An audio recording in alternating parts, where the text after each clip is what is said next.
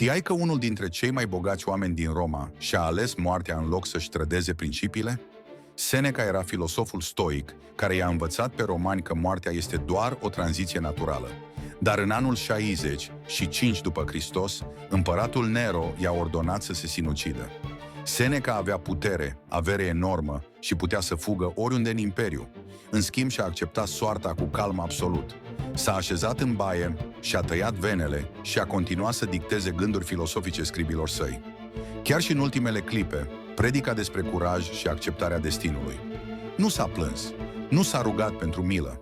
A demonstrat că principiile sunt mai importante decât supraviețuirea.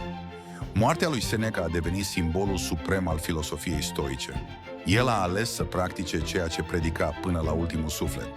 Adevăratul test al caracterului vine când trebuie să alegi între principii și viață.